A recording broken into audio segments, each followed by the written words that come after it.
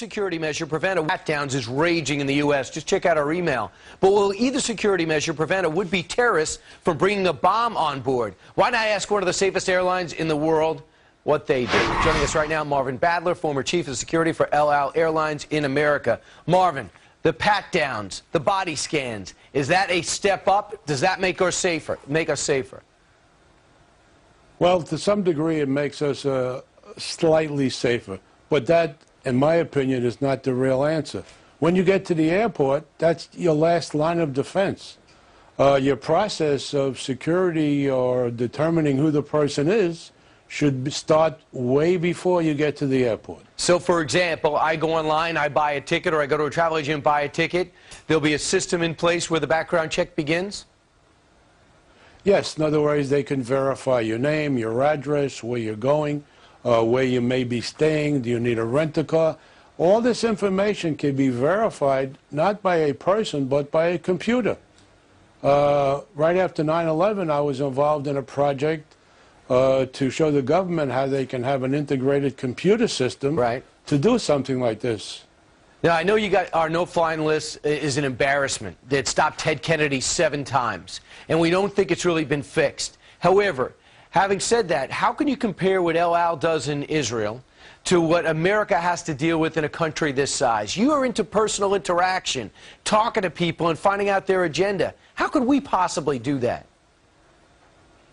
Well, you can do, well, I guess the profiling is what I was trying to say, is that we have to do some sort of profiling. I mean, there's nothing wrong with that. We have to start somewhere. Just by trying to take everybody through a in-depth security procedure is not the way. It's not going to work because it is time-consuming. So you have to do some sort of profiling. So you Marvin, have to look at the people.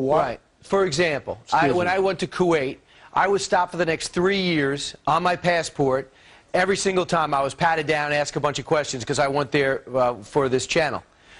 Are you saying that's a form of profiling, or are you saying anyone from a Middle Eastern country should be profiled? Well, in your situation, yes. You know, why you're going there that often, you know, they have thoughts in their mind that you're coming there on a regular basis, in a sense, and you could be involved in some sort of a plot. Okay. I mean, that's how the people there think.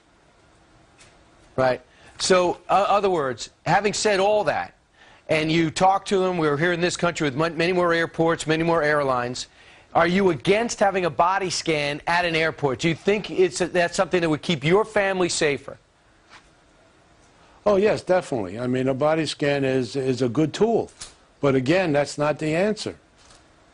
The answer is looking at the background check and going into the profile and having the interaction. Well, you have to do that. Also, you know, this patting down, to me, is a little ridiculous.